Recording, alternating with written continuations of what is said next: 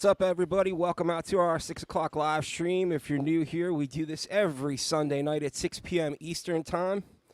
We do this to share our love with our community, our tattoo community that we enjoy so much. Absolutely. I wasn't sure if I was going to be able to do this tonight or not. And then I was like, last minute, I'm like, you know what, dude? You got to do it. You got to stick to your plan. Keep moving forward. I just really wanted to focus on editing tonight. I'm so close to finishing out the Richie Fi episode that I just wanted to get it over and done with. But it would have been fair to you all because I love hanging out with you. And we here love we you are. too, Buck. It's just tough sometimes, man. I feel like, I don't know why all of a sudden, I've been doing this channel for almost 2 years. And I don't know if it's just because I got more stuff going on now. And I don't mean in my personal life. I just mean with the channel in general. I just feel like I never have enough time. I mean, not for nothing. You just did adopt TikTok. Yeah. Which adds a whole other level of stuff to do. Yeah, but you know what, man? I actually started to I figured out today how to schedule posts, so that's gonna help. But I think it's just, you know, man, I got a lot of interviews back to back. It's a lot of editing, and then I have other stuff on the back burner that I'm working on at the same time, and it just feels like I'm always running out of time. Yeah. You know, and like, you know, at some point, dude, I got to kick back and relax a little bit too. A little self-care. Yeah, like, you know what I mean? Like, I can't do 100 miles an hour all the time because I'm going to burn out. Like, I'm actually looking forward tonight to going home, eating a little dinner, watching, like, Spanion and a couple other YouTubers that I like, and just relaxing because I know I got to be up at 6 a.m. to go to work tomorrow. Anyway, thank you for hanging out with us tonight, everybody. We appreciate you being here. Please don't forget that to like and subscribe, or like and share the stream. Sorry. This way, it'll actually push it out to some other people. Maybe we can get some other folks in here to hang out with us. I've been watching a lot of Tubi to relax. Okay. So I've been watching a lot of 80s movies. Oh, right on. And I got to tell you, in the 80s, apparently, directors were just like, everybody take their tops off. We're in church. Yeah. Everybody take their tops off. We're at the bus stop. Yeah. I mean, it's just awesome. Like an R rating in the 80s. Yeah, dude. Like, so even like the movies that were supposed to be for the younger adults. You remember like I can't even say it, dude. Ski School. Yeah. Like a sort of a raunchy teen comedy. Yeah, dude. Yeah. Like I just whatever, man. I mean, I'm not complaining because I watched them. I'm just saying that it didn't need to be like that. So think about it. Frozen was rated PG. Really? Frozen. Okay. Yeah. So was Meatballs. No, Meatballs might have been rated R. Meatballs was a great movie. Will it wab it. So tonight we put on the title, Christ, I don't even remember what the hell I called it. Tattoo News. Yeah, I put tattoo news, contracts, and boo-boos. Because we have two stories that were worthy of bringing up in the chat tonight for all you guys to give your input in, because we always enjoy hearing what you have to say. We're going to do one, talk about it, do the second one, talk about it. I just wanted to make sure we got enough people. Yeah, that was directed at me, guys.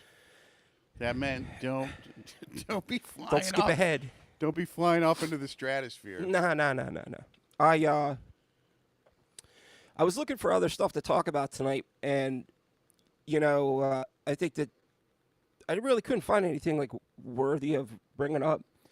And ironically enough, I went to go get dipped today, and I went to buy a Powerball ticket, not knowing that somebody hit the $2 billion or whatever it was last night. Wow. So I bought it anyway. But our local, the Philadelphia Inquirer, had a whole two giant page discussion in there about tattooing. But of course, it was all in reference to Eagles tattoos, and I was like, I don't want to talk about that, So, which I'm cool with, by the way. But so speaking of Phillies and speaking of sports, yeah, so the woman that grabbed the baseball, yeah, right? yep. You know, they've put like her personal information She's already lost her job. online, and she's been fired. Yeah, That's a little extreme, right? I mean, they put her personal information up. I mean, Jesus, man. That doesn't even. yeah. Well, That's a little rough. you know, you're touching a nerve, dude. I went on a huge hour rant yesterday Yes, with you you, did. so you're definitely touching a nerve. Has nothing to do with the Karen that stole the kid's ball, by the way. Who ended up getting a baseball bat signed by his hero? Yeah, I didn't even really know what happened, to be honest with you. And then I was taking a screenshot of that picture Yes. that I forgot to Yeah. to do today. So we had a Loss. loss locally. Pretty. I'm saying locally, but he was very well known, probably throughout the country. I know he was definitely known on the East Coast. And I'm trying to get this uploaded. Sorry, I thought I had everything prepared. So I did. Remember, we were talking about. So we know his daughter, and she'd referred to him as the godfather of American tattooing. Yeah. And I did find one of his old cards, and that was. Yeah. It was like, what's the little devil guy? You know what I mean? The little hot stuff. The hot stuff. Yeah, Yeah. it was hot stuff with it. I think with a shotgun. You know, when you want to get your hot stuff with a shotgun tattoo. So let's see if I can. Yeah, I was gonna try to bring that up. I actually have the post that RC, friend of the show, he's been on here a couple times. He definitely stops in and chat enough times. He posted it because he was friends with Coney Island Joe. And Coney Island Joe actually bought RC's shop on Snyder Ave down in South Philly. So I'm just going to try to see if I could do it this way. If anybody wants to do a search for this, there's a great picture of him on Facebook standing out in front of his house with like a saber. Let me unshare this. That's what you want your tattoo heroes to. Sabers. Yeah, so here's the picture. Sorry, it took me a minute. So, local legend, very well-known tattoo artist, passed away. Tattoos by Coney Island Joe on Snyder Ave. He bought the shop. I believe it was the first shop that RC had in South Philly. That is actually RC on the right. A very, very young RC. And the gentleman on the left is Coney Island Joe. But he passed away this week. I think it was Tuesday or Wednesday. Don't know what happened to him or whatever, but yeah, man, it's another sad loss, man. I mean, it's crazy to me that we keep losing all these different people. Mike Irons, what's up, brother? And again, this is one of those things that makes me. Yo, Scott Force with the $4.99 super chat. Thank you, sir. Hey, Scott. He's making a killing off them machines down there. But yeah, man, like it's it. I want to say that it really hit home a lot more while I was doing the Richie Fye interview, because he was such he was so tight with Tony Polito that you could actually see that he was a little like choked up talking about him. And I think that's why I'm taking such a long time to edit the episode, because I want to pack it with pictures of Tony Polito, PG, and Quinto. I put little clips of the sit down in there, and I'm really trying to do the episode justice because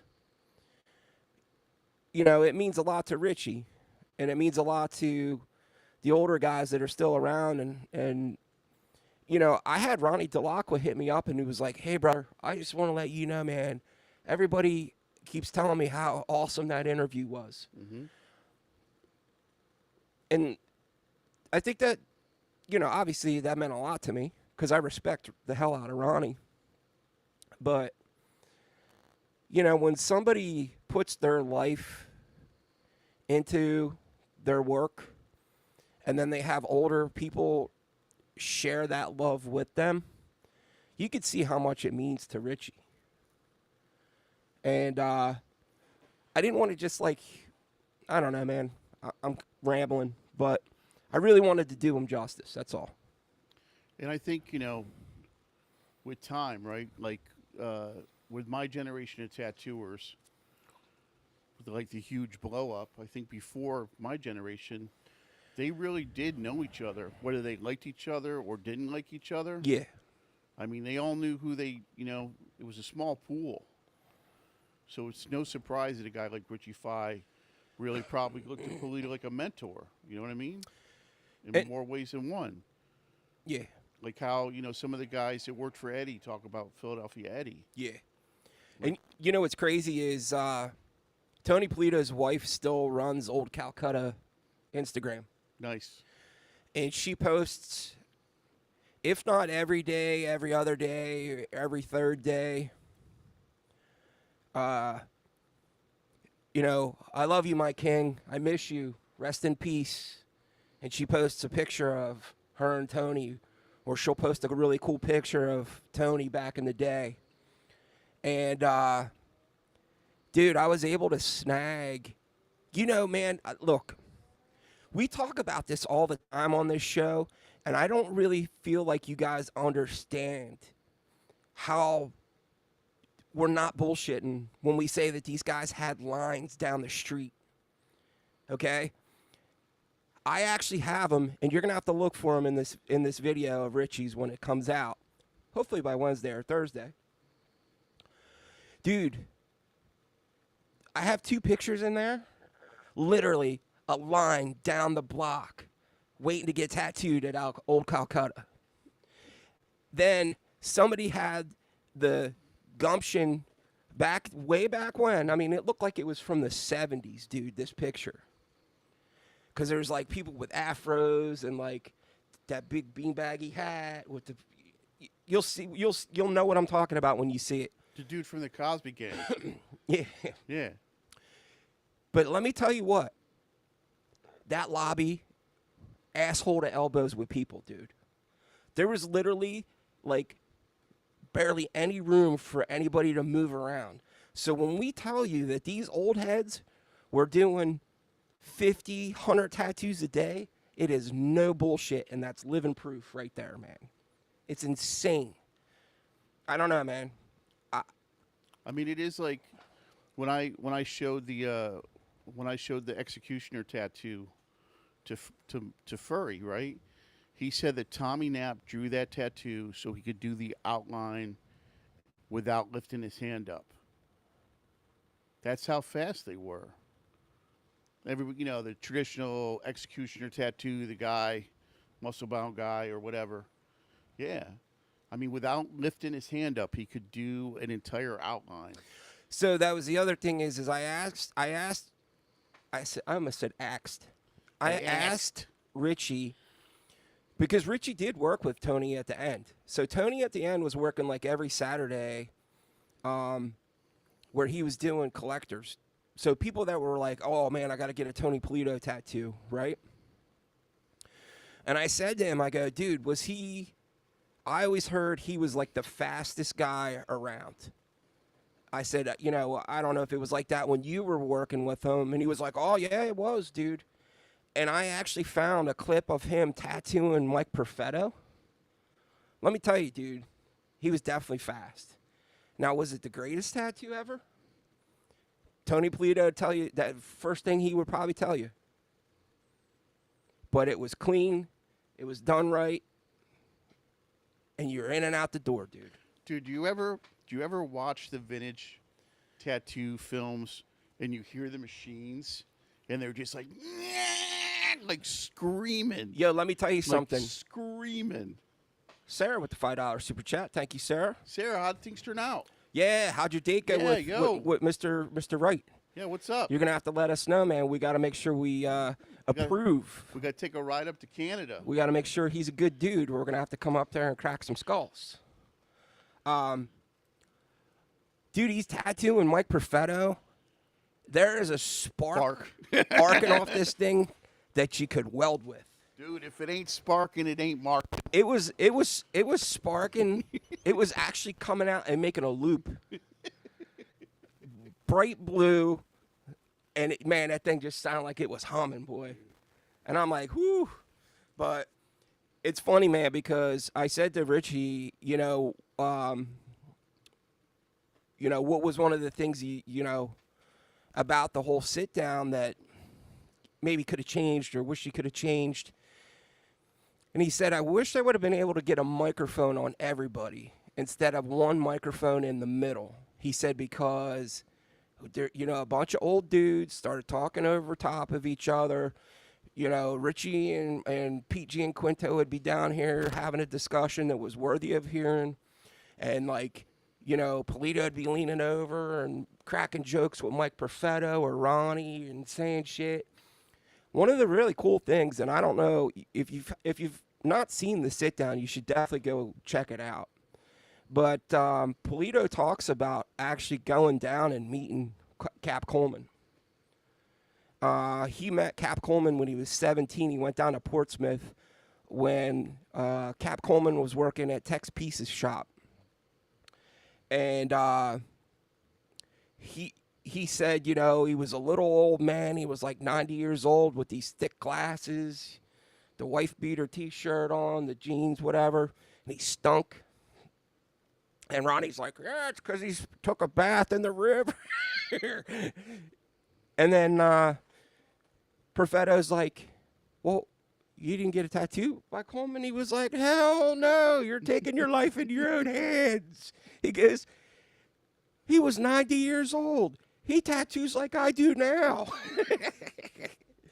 But, dude, it's just, you could see what Richie's saying about you wishing you could have caught some of the banter that maybe would have been like more out in front. And you could have done that if you had a mixing board and you were actually mixing it down, because while these guys were yapping about, needle bars or whatever, and Polito's over here telling a funny story about Cap Coleman smelling, and, you could, yeah, you know what I mean? But I included that, actually, a piece of that. So, do you want to get into the first video? Do we have enough story time? We got a pretty decent crowd in here tonight. What's going on, Irish? Man, let's go through before anybody bails, man. I want to make sure. Going down the spiral staircase. Yeah. It's got Steven Street hanging out with us. Moderator Nikki. OG Sarah. We got Fat Cracker. Chris Hawkins. Luz. Scott Force. Who else? Mike Irons is hanging with us tonight. Always good to see you, Mike. Who else? Irish is hanging with us tonight. Yeah, man.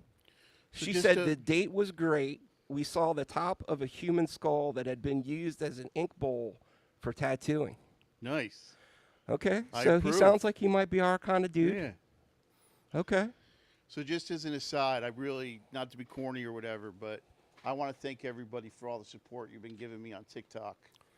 My friend Kelly, my apprentice, is took over my social media, and she's on point with that stuff. But I do notice that a lot of you guys are commenting and hearting stuff, and it sounds corny, but it means something. Hey, man, it means a lot to me, dude. My Instagram or my TikTok is starting to blow up too, dude. So I'm happy about that. Yeah, I called Buck. I'm like, dude, I got 400 views. He goes, I got 8,000 views on my last video. No, dude, I didn't say it like that. You make it sound like I was a dick and I was rubbing it in. You weren't being a dick. You were just proud, dude. Okay. As long as you didn't take it that way, because No, I of course. wasn't being like all, No, dude. yeah, okay. My videos are just me being dumb. Your videos are Hey man, videos. it's translating to YouTube, dude. Ever since I started posting on TikTok, man, we've got a lot of new followers. That's why I kind of started our thing tonight with, hey, if you're new here, this is what we do every Sunday, so feel free to hang out with us, which is, the point, man. I mean, we want to be hanging with our tribe, our people.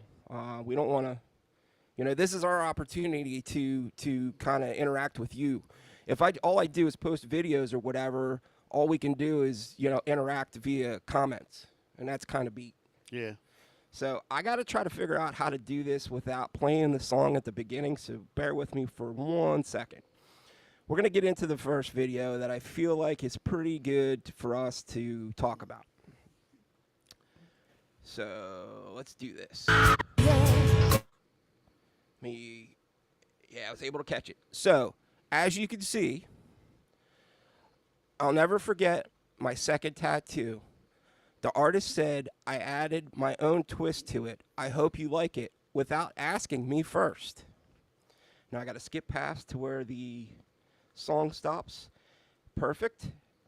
And go. You can and probably should get this tattoo artist either fired or sued, or at least having a talking to with somebody. Here's my consent form.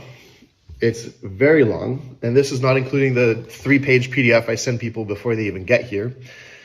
All these boundaries, all these things, all these forms and agreements are there to protect not only the artist, but you as a client, right? If you sign a consent form, you're consenting to the design that you agreed to. If you didn't consent to them taking creative freedoms, they broke the contract. You could take it up to wherever. If you want to sue them, you probably could. The third thing in my form is I have looked over my design, I check the spelling if applicable, and I give my full consent to the application of this design. I give this to people right before we start tattooing. So they have the stencil on them. Everything's ready, right? Right before I dip the needle, I say, okay, now we're going to do the consent form stuff, right? Because they can't agree to how it's going to look if it's not on their skin yet, right? All my clients come in, we design it together before, we don't do a consult or anything beforehand. They get here in the morning, we consult, we design, we tattoo all in the same day. They're very long days, but that's just the best way to do it, in my opinion. We're going to get into contracts in a minute here, too, so we'll talk about that briefly. I just want to finish the video out. So yeah, they completely are in the wrong. They should ask consent before they do anything. Worst case, as the artist, client doesn't like it. I'm like, all right, well, I guess we're just going to do it the way we agreed to it. It's not my favorite thing. I might not post on my story, but it's what you agreed to. So there you go. I hit the wrong button. So I would be curious when that tattoo was applied, because there definitely was a time when tattooers did stuff like that. Okay. Right? I mean, when, I'm talking like 20 years ago or whatever. Dude, that guy looks like he's barely 25, maybe. No, the lady that got tattooed, though, that said it was her second tattoo. Okay. She looked our age. Well, so Justin and I kicked around about this before we started the show tonight, and the thing is that I've never had a tattoo artist say, hey, man, I'm going to change this up while they were in the middle of a tattoo. I've had a tattoo artist say, hey, you know what? We should try this because I don't think this is going to work right. Do you agree? Before we even started. Yeah. While they were drawing it up or putting it together, or even if they got the stencil on my skin and they say, hey, look, I don't like the way this looks right here. We're going to X this out. Not literally.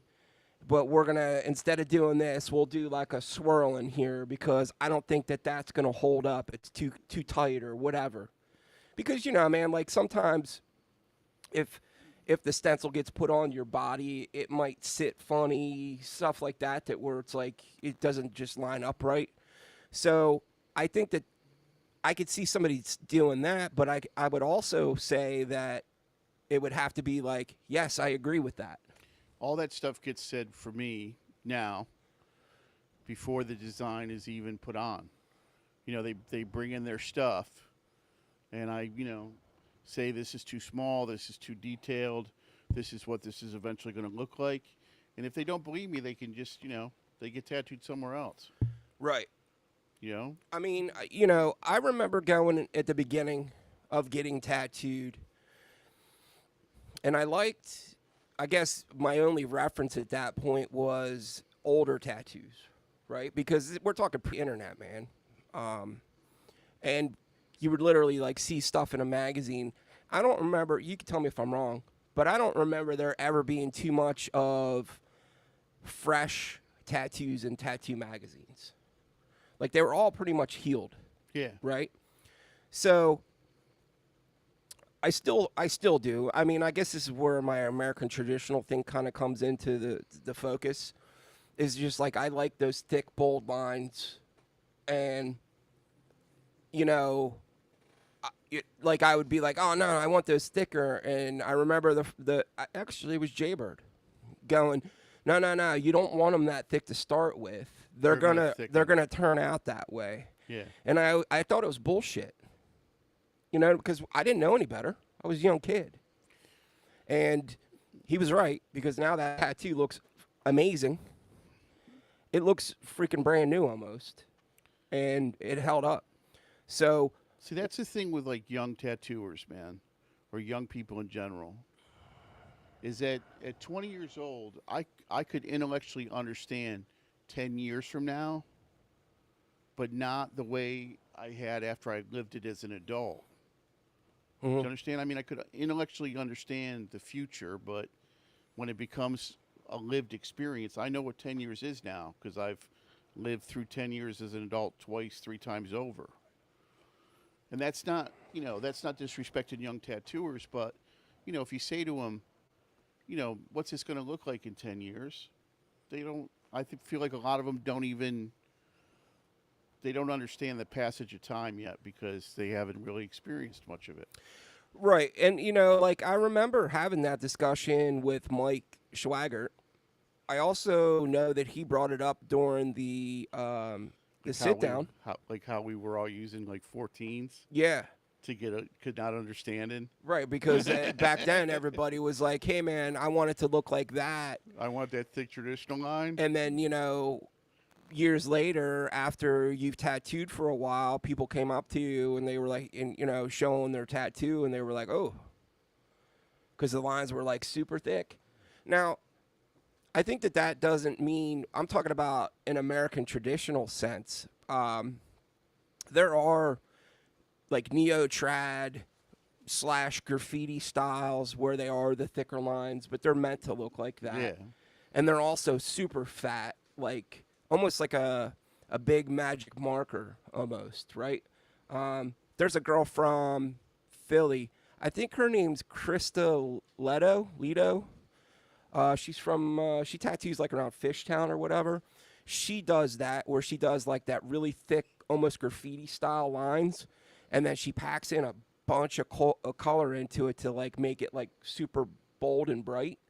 But it's meant to be like that. It's not meant to be like a regular outline that got put in too thick. I think I'm making sense, but so like I think all art forms have rules for the medium, right? Like I'm not going to paint with acrylics the way that I paint with watercolors or oils. Right. Those are 3 separate processes. They all use brushes and they all use pigment, but those are 3 completely different kinds of applications. And in the end, like for tattoos to last, they need to have certain elements. I mean, I saw this tattoo the other day, dude. It was so beautiful. It was a red fire dragon. It was the dude's full leg. And it was all reds and yellows and oranges and barely any black lines, dude. It was like a graphic image put on the leg, dude. It was banging. But I couldn't help think, looking at it, there's no outline. That in 15 years, homie's going to have a big red leg. You know what I mean? Unless he gets some black lines put in there to give a little definition. Now, what about like gray wash.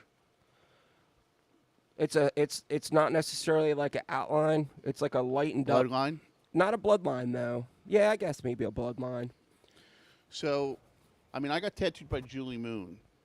I got a gray wash angel on my chest 30 years ago. She was a world famous tattooer. Right. It's gone.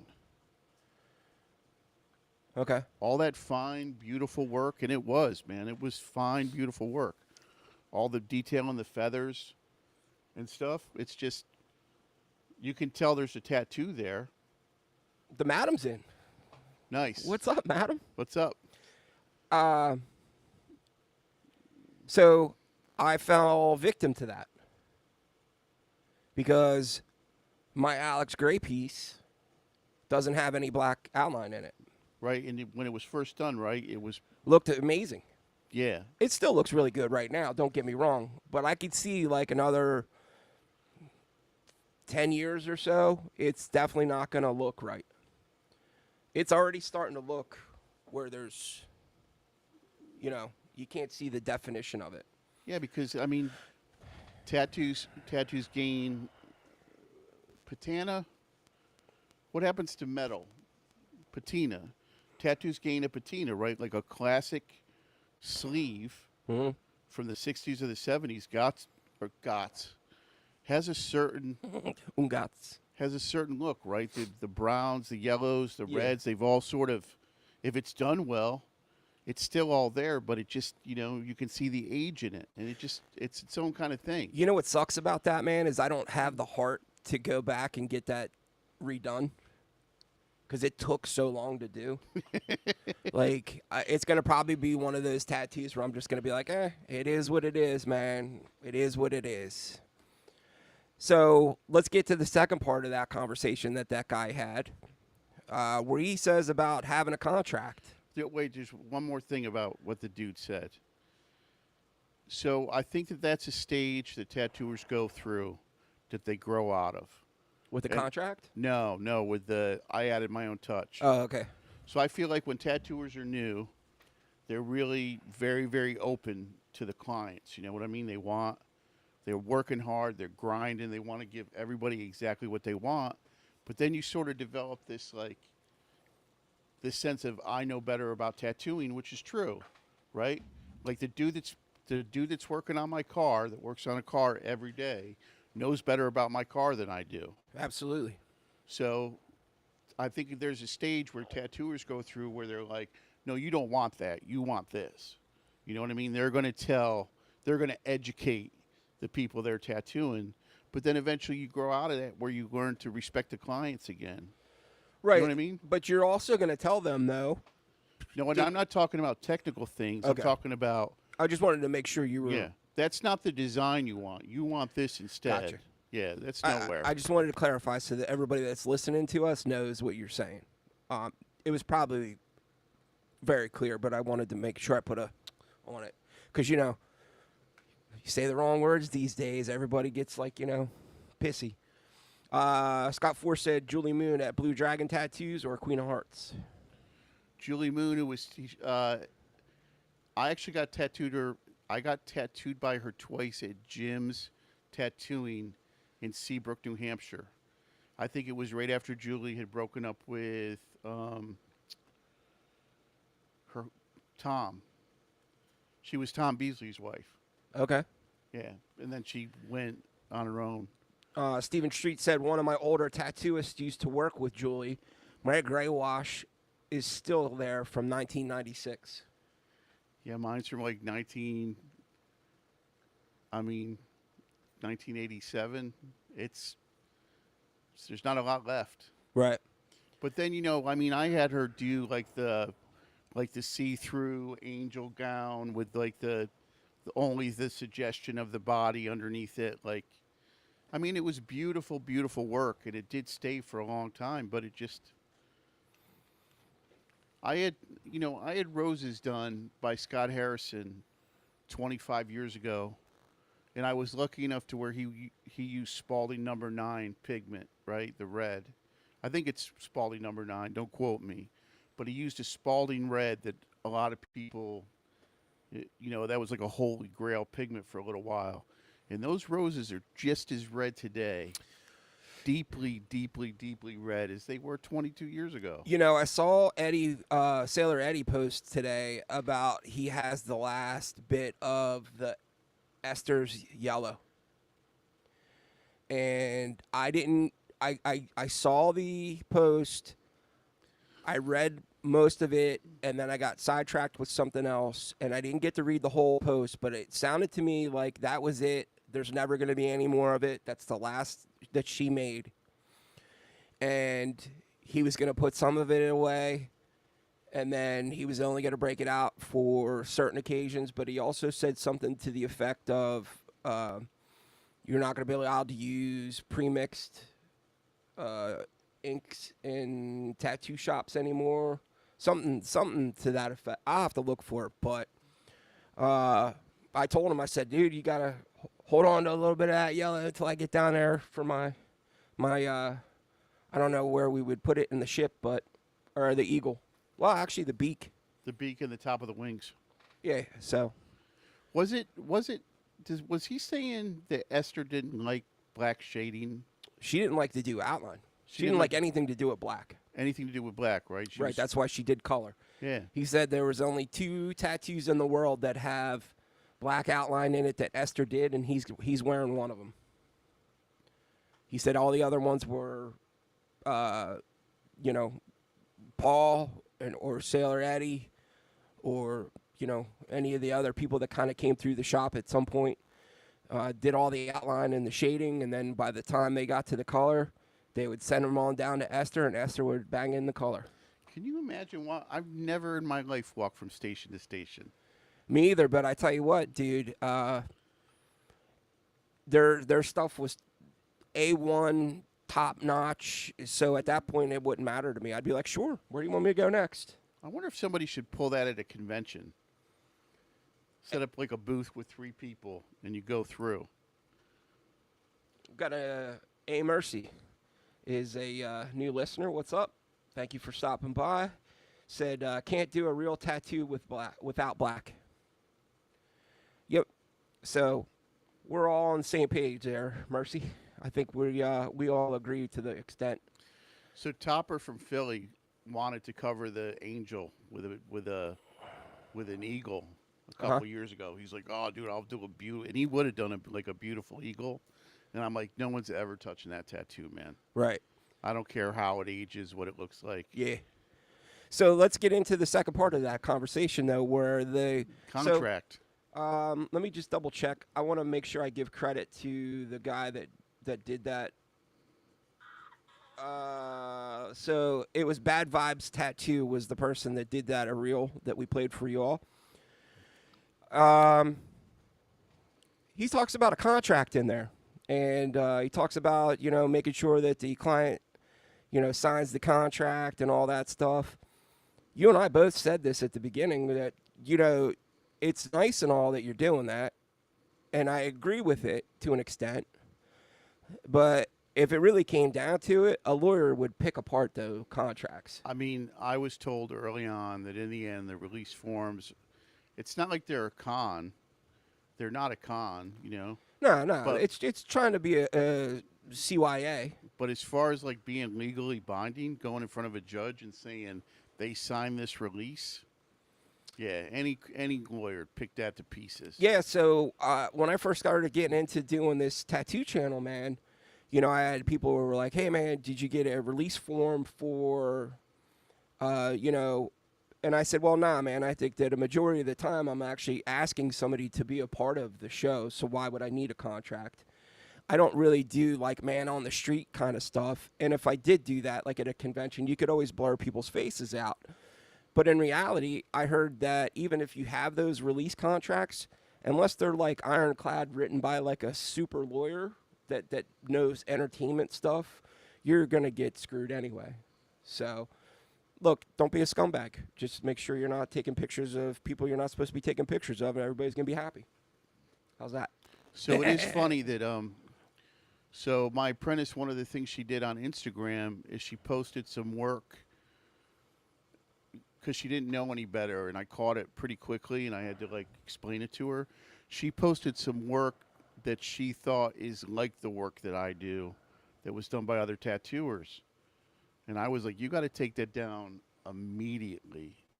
We don't do that. We don't, you know.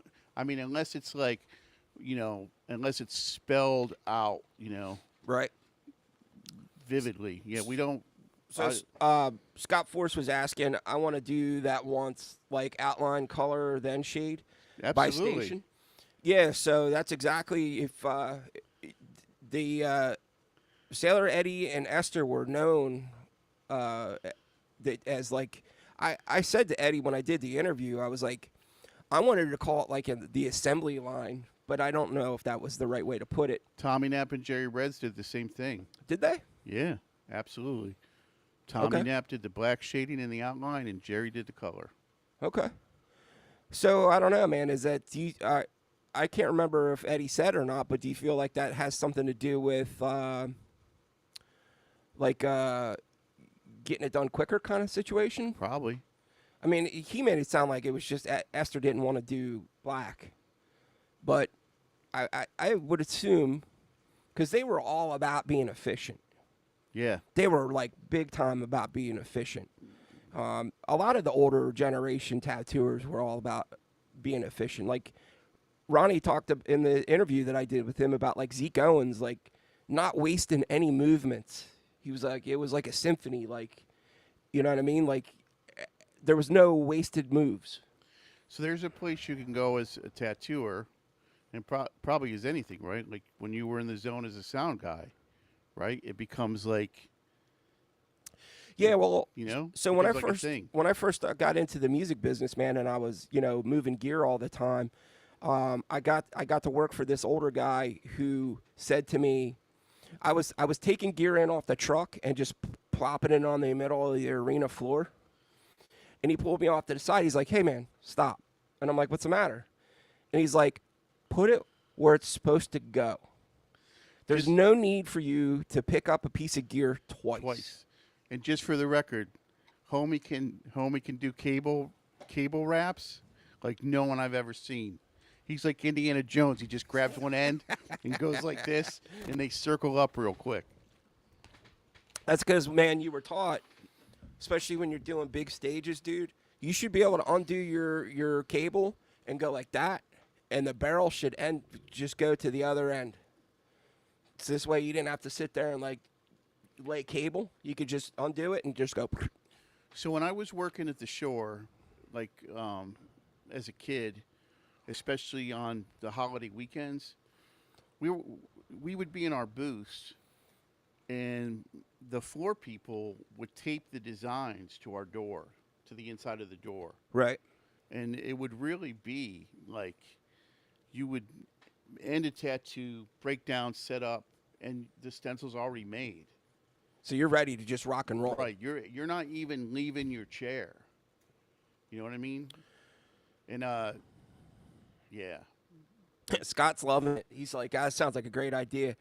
And Madam just said that would be nothing efficient about that in our parlor. Dude, I do the black shading. Yeah. I would do the black shading. I love it. So we got a lot of comments about the Drag just said, "What's up, Drag?" Drag said, "Without black, it won't stay for long." AV Mercy said that would be a sweet Friday the 13th. I don't know what that was in reference to, but I probably missed the comment. It's my fault. We got tons. I'm having a hard time keeping up tonight, man. We got a good crowd tonight. Let's get into the second video. I don't think I have any music that I need to worry about in this, so let's do this real quick. This is every. Have you had this on the whole time? The cling film, yeah. Have you not took it off? Please don't touch it, it really hurts. She kept the cling film on for days. Ironically enough, you can see here that Sailor Eddie commented on this post and said, "Tattoo artist is a hack." You told me to keep it on. Yeah, no, but you should have took that off. I mean, I thought you would know. You never said that I had to take it off after a day. My arm is literally about to fall off. This is your fault. My fault? That is It is your ridiculous. fault. Have you had this on the whole time? The cling film, yeah. Have you not took it off? Please don't touch it, it really hurts. So yeah, man. Justin kind of looked at me sideways when I brought up this video, but I think you understood where I was coming from after what I said, right? So hear me out on this. I think almost everybody that's listening to this show right now has been tattooed. I highly doubt there's anybody listening right now that has 0 tattoos. Okay. I'm fairly certain we've all been told, hey, this is how you take care of a tattoo. This is what you do. Steps A through Z. Okay.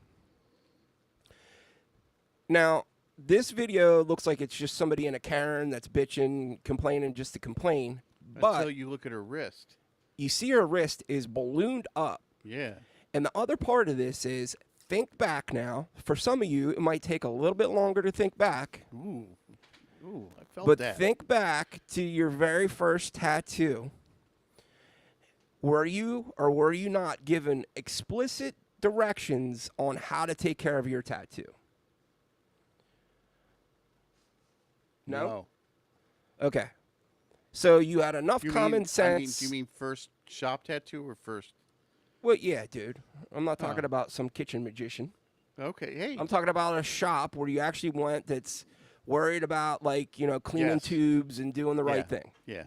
You were given explicit directions on, hey, go home, wash out your tattoo. I think it was on the back of the business card. There you go. So, where I'm going with this is, it is obvious that this was this girl's first tattoo. It's also obvious that she wasn't given any directions. See, it's you. He messes up when he says, "This was your fault." You can't ever say. I mean, that's a bad thing to say to a client. For instance, so people will. I had a girl call the other day because she got some stuff put on her with no black outline. She got some little flowers, you know, and I did what she wanted. So she calls 4 or 5 days later, and she's like, "There's a difference in the red in the outline and the red in the flower. Okay. Can you redo the red in the flower?" And I was like, "I absolutely can in 10 days.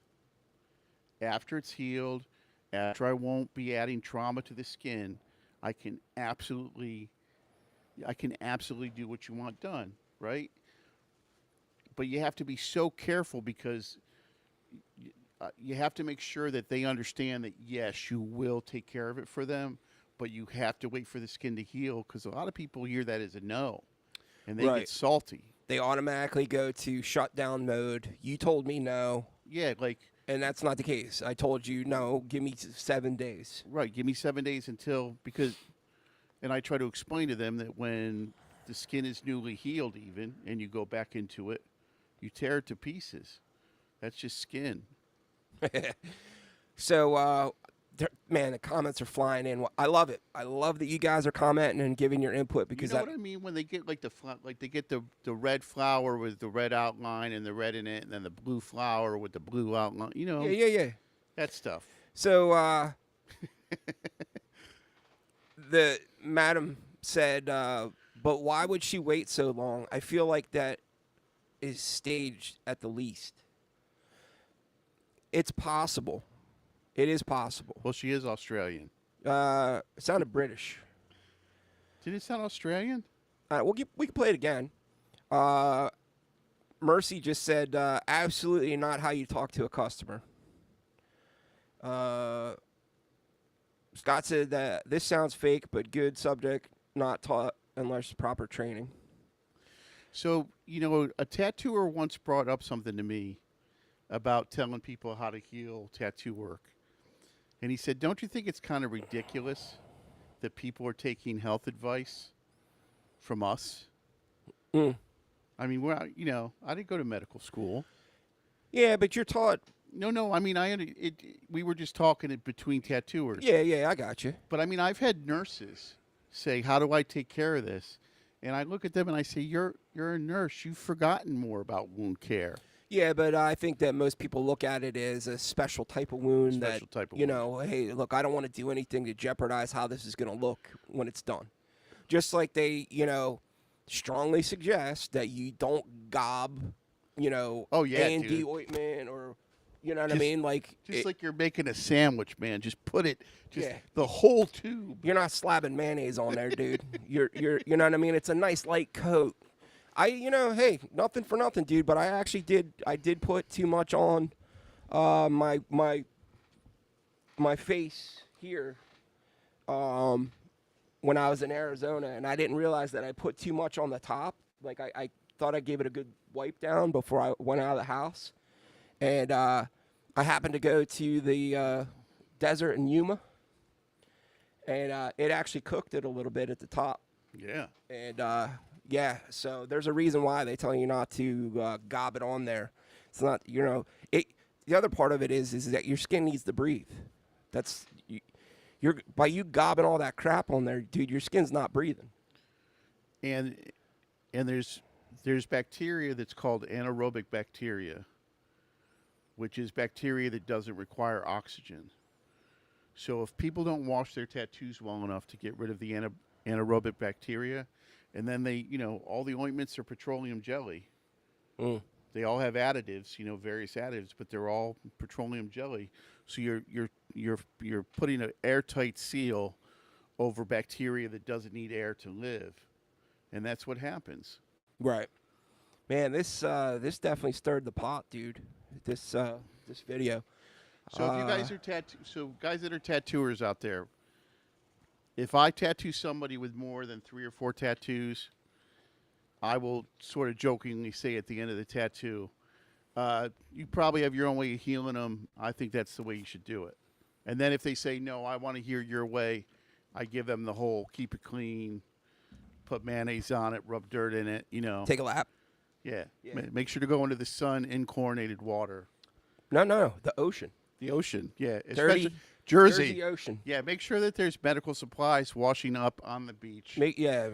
With needles and Do you remember that? rubber gloves and Do you remember that shit? floating in the water. Like how many? I mean, what are the other tattooers that watch do? So they're all chiming in. Scott Force said, Justin, I will talk tattoos with any doctor, 40 years versus school. I've tried everything doctors learn, what tattoo artists do. At least that's knowledge.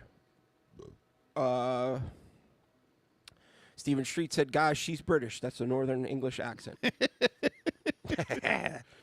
Whatever. Still today, people don't know biohazard nor proper sterilization. Ask who takes their biohazard blank stare. A lot of people thought this was fake, so it's possibly fake, but it made for good content, which actually Scott said that it sounds fake, but it did make for a good discussion. Stephen Street said, my first tattoo was wrapped in kitchen towel, professional studio, Istron, a business card. Oh, it was on a business card. He had a typo.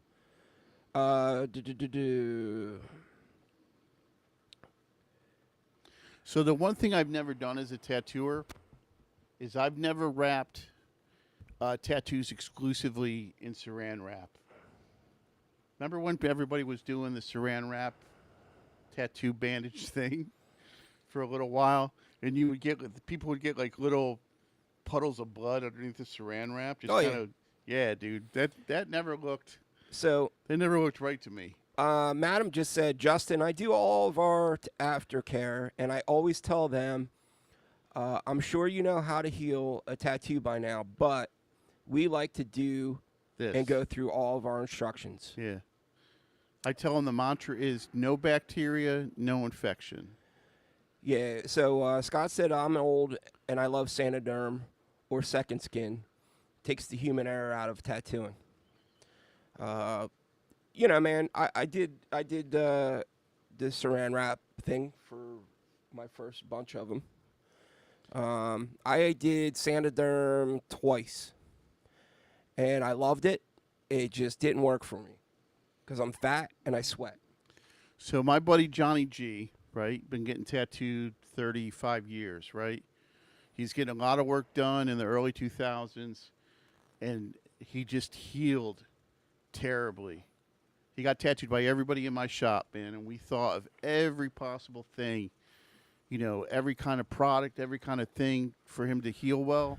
Finally, I was like, you know, just Dry heal. whatever, dude. Soap and water. Just make sure it doesn't get infected. And he started healing fine, man. So my brother always dry healed. He never did. I think he did like the first day maybe, and then after that he always did a dry heal. And his tattoos look great. So I do personally, I just use soap and water, and then when the tattoo's tight for the first 3 or 4 days, moisturizer. And I've done all the different things. I've done the Aquaphor, I've done the Bacitracin, the A&D, you know, but now it's just soap and water and moisturizer. Dude, who's that? Medusa. What's up, man? With the $9.99 super chat. I do furniture restoration and custom cabinetry here in Phoenix. I heal all cuts and fresh tattoos by pouring lacquer thinner on them. Absolutely.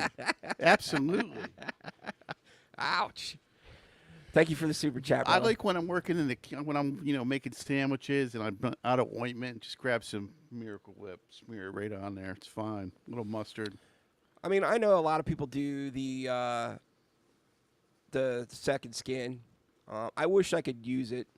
Moderator Nikki said, I've had different tattooers tell me different ways. I've had to find the combination that works best for me. Yes.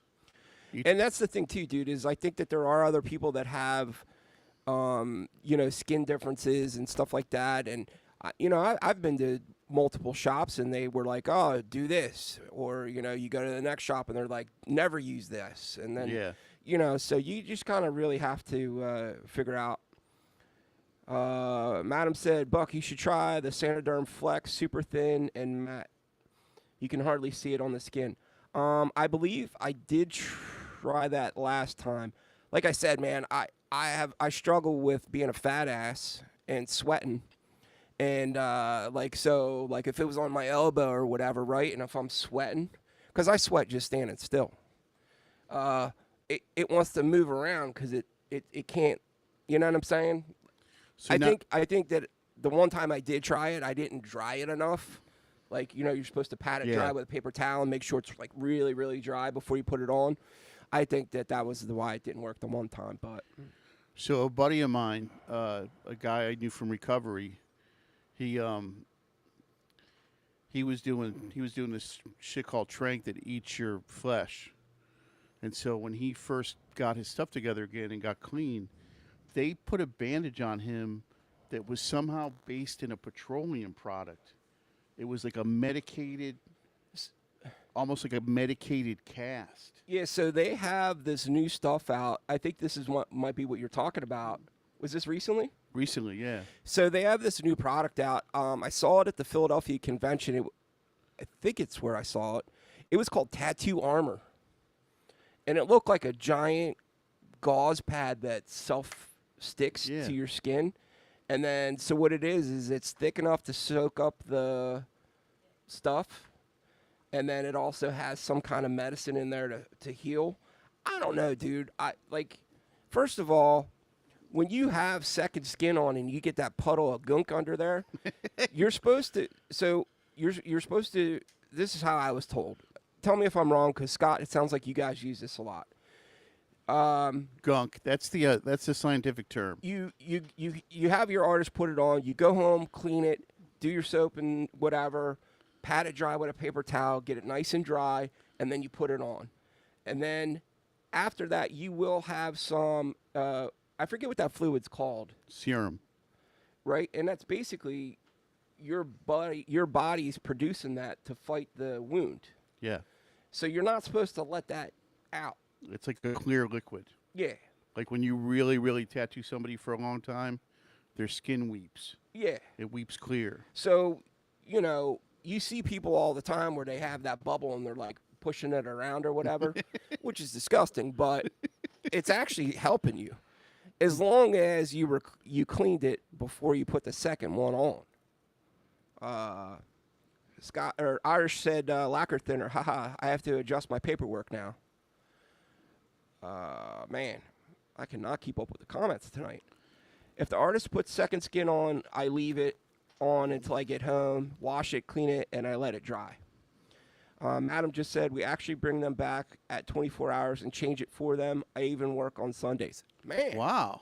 that's service right there. Yeah, dude. I need to make a trip down to North Kakalaki and get a tattoo. That's where they're at, North Carolina. Oh, I really, for a second, I thought Kakalaki. I mean, that's a Pennsylvania, Kakalaki, Pennsylvania, everyone. Justin, we do this stage 3 thing. Did I miss something? No. Okay. But, man, so many good comments tonight, dude. This is awesome. Tons of people saying that they liked using the second skin. I could do a badass tattoo, but if we can't heal it, it's shit. Yeah. So, and that's the curse of being a tattooer. Like the vulnerability of doing a really good job on somebody and then them leaving and just treating it like garbage and then being mad that it doesn't heal correctly. So what about, I wasn't planning on bringing this up tonight, but this is actually a good topic because you've had to kind of deal with something similar. I'll get to your comment in a second, Fat Cracker. He's actually talking about the tattooed armor.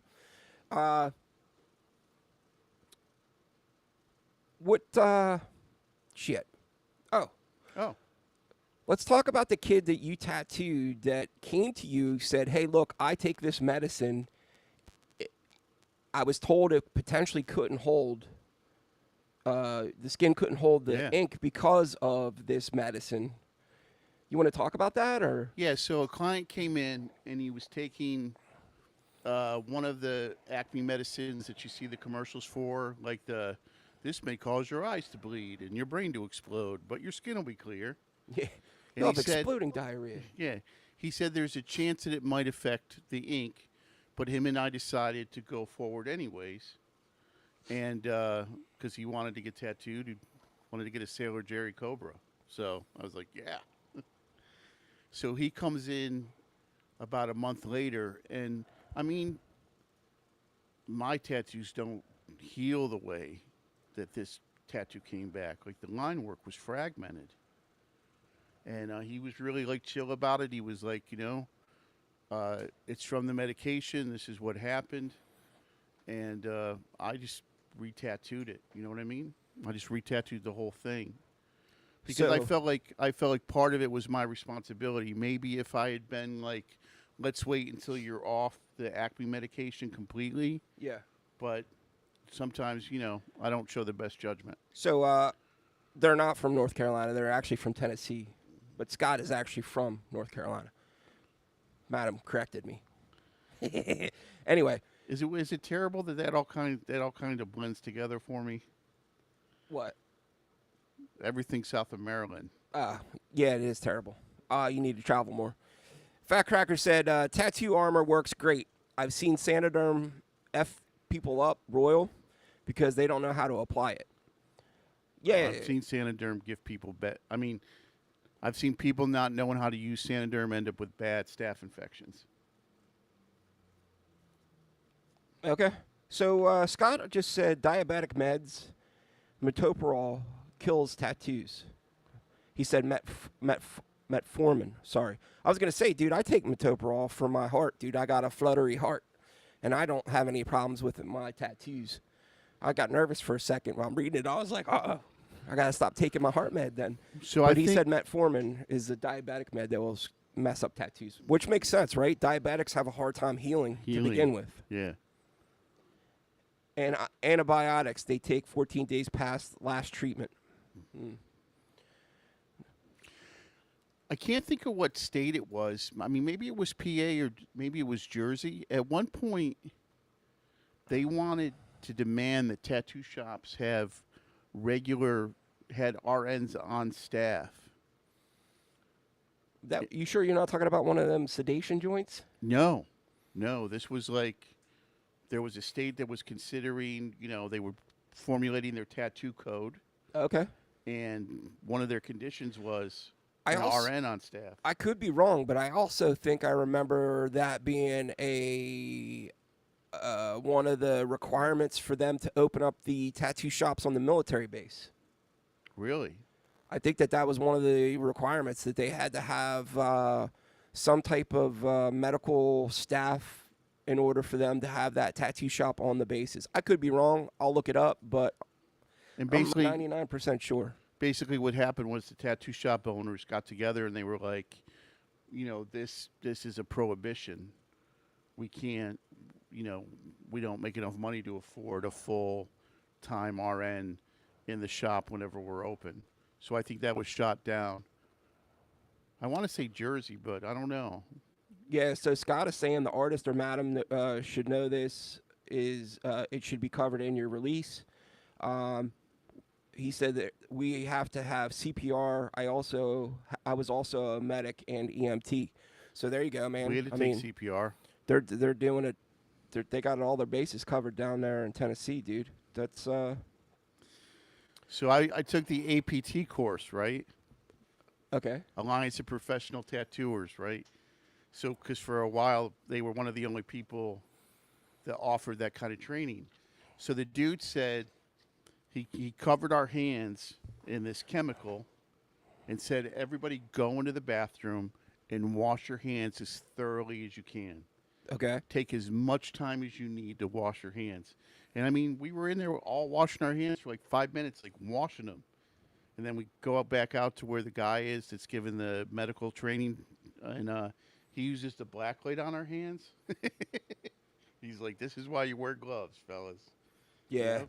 Which blows my mind, man. Like when you see the old videos, and matter of fact, I just saw with the whole Tony Polito thing, man, back in the day. No gloves. No gloves, man. And Richie actually said something to the effect of, the old guys were giving pushback about that because they were like, how can you feel, I mean, there's the story of the tattooers that used to test the needles on their legs beforehand. Dude, I saw somebody make a reel today. I don't know the girl's name, but she just recently started following me. I followed her back. She's doing a bunch of reels about tattooing, like, cleanliness and, a bunch of different things. And she said, like, do you know how much blood you need to have in order to transfer HIV?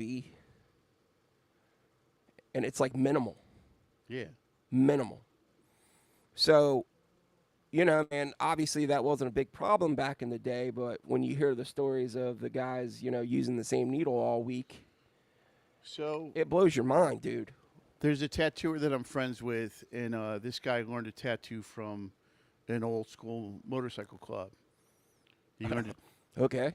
and the guy that was teaching him had Stericyde bottles, right? This is probably in the late 80s, early 90s. He's got his machines in the bottles, 4 or 5 of them. And then as he tattoos throughout the day, he goes back to the beginning. You see what I mean?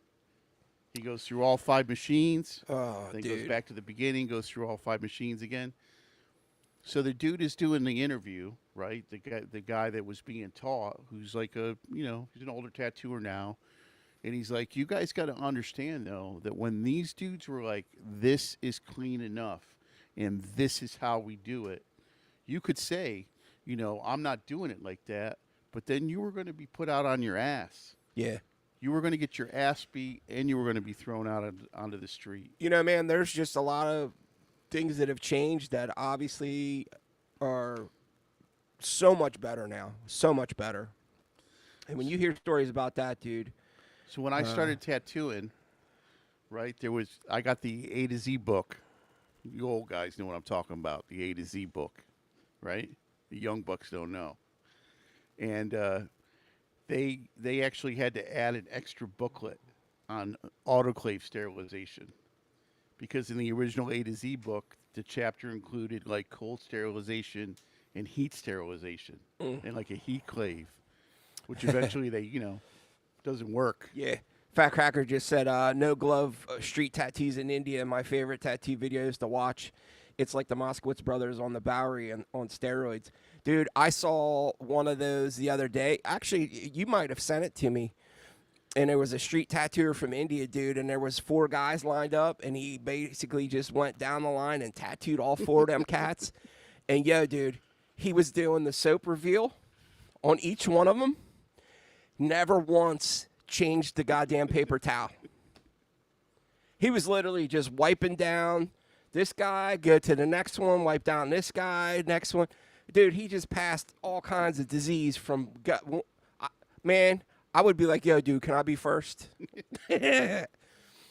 I don't know, dude. Dirty, dirty, dirty, nasty, nasty. So, but the question is, right? How did these, like, I understand, like, especially hepatitis B, super dangerous because it can live in dried blood, and if the blood gets wet again, it basically comes back to life. But how did these old guys that tattooed all through the sponge and bucket time, all through pre-autoclave time, they didn't get disease? Yeah, man, they were, basically embalming themselves with liquor and alcohol. That's why Philadelphia Eddie was, always pounding a goddamn. Is that what it was? Yeah, dude. Inoculating? Anyway, man, I hope you all had a Here, one more good story. night. One more story. Just one more story. Okay. So Sailor Jerry was a prick, right? And he had a guy open up a shop down the street from him. And the guy goes to him and says, "Jerry, your red's incredible. How do you get your red so good?" And Sailor Jerry says, "Well, to be honest with you, on the night of the full moon, I put 3 drops of piss in it, and that just makes it pop like you wouldn't believe." Just like the old Stony St. Clair comeback. All right, man. I hope you all enjoyed the show tonight. Have a good night. Thank you for everybody. hanging out with us, and we will catch you all next Sunday. Hey, actually, you'll probably catch me Wednesday night if you hang out. Wednesday. Peace.